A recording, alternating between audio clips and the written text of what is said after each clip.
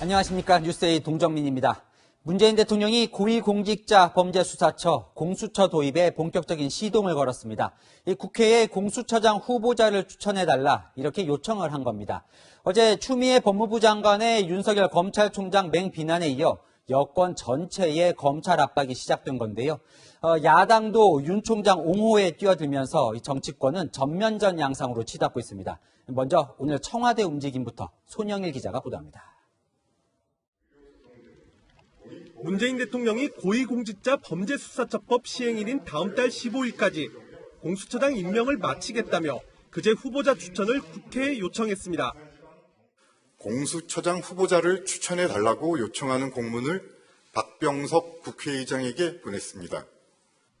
공수처법에 따르면 국회가 공수처장 후보 추천위를 구성해 후보자 2명을 추천해야 합니다. 대통령은 이 가운데 1명을 지명한 후 인사청문회를 거쳐 임명합니다. 하지만 21대 국회 원구성 협상이 난항을 겪으면서 공수처장 후보 추천위조차 구성되지 않은 상황입니다.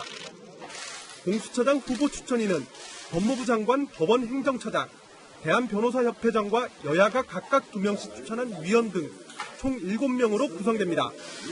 7명의 추천위원 중 6명 이상의 동의를 얻어야 공수처장 후보자로 추천되기 때문에 야당이 2명의 위원을 내지 않을 경우 후보자 추천 절차는 중단될 수밖에 없습니다. 민주당은 이를 막기 위해 통합당이 추천위원을 내지 않을 경우 다른 정당이 추천위원을 낼 수 있게 하는 법안을 발의했습니다. 공수처장 후보로는 이광범 전 LKBN 파트너스 대표 변호사, 김영란 전 대법관, 이정미 전 헌법재판관 등이 거론되고 있습니다. 채널A 뉴스 손영일입니다. 이 전에 드린 대로 그러잖아도 원구성도 제대로 못하고 있는 국회는 또 하나의 폭탄이 터진 셈입니다. 민주당은 추미애 장관을 두둔하며 윤석열 총장을 정조준했고 이 반면 야당은 정의당까지 발언 수준이 저급하다며 추 장관을 비판했습니다. 황수영 기자입니다. 장관의 말을 겸허히 들으면 좋게 지나갈 일을 세상 지휘랍시고 해가 지고 일을 더 꼬이게 만들었어요. 민주당은 추미애 장관의 윤석열 검찰총장 비난을 두둔하며 윤 총장 압박에 가세했습니다. 법무부 장관의 말을 아예 이행하지 않고 무시한 것이 돼버리기 때문에 어제 웃으면서 말을 하셨다라고는 하지만 거기에 뼈가 있는 말씀을 하시지 않았나는. 법무부 장관의 지시를 따르지 않는 것은 이 행정체계를 거스르는 거예요.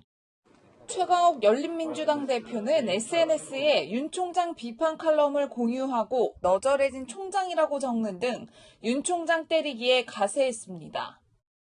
반면 통합당은 추 장관의 말이 가볍고 천박하다며 추 장관 비판으로 맞불을 놨습니다. 개개인의 나는 인성의 문제라고 봐. 함부로 막 얘기를 하는 그러한 모습을 갖다 보는 걸 보면은 참 한국의 이 국회가 다시 깎불로 발전하지 않느냐는.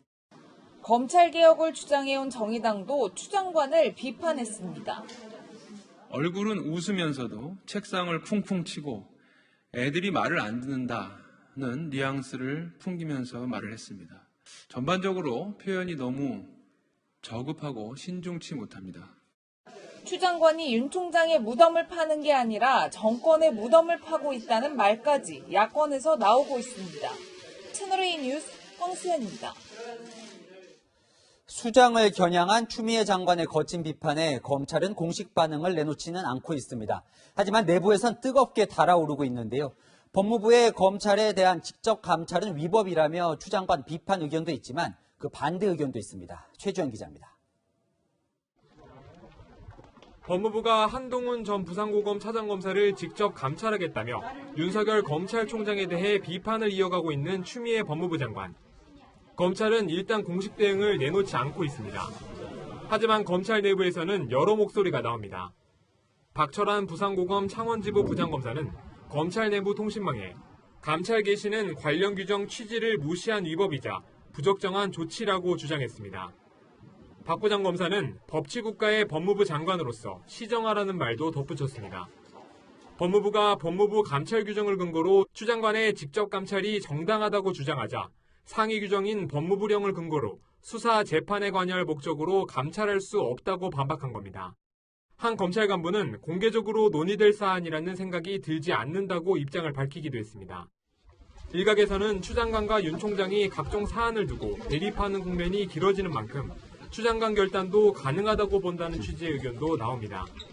법무부의 직접 감찰권을 놓고 검찰과 법무부의 갈등은 당분간 계속될 것으로 보입니다. 채널A 뉴스 최주현입니다.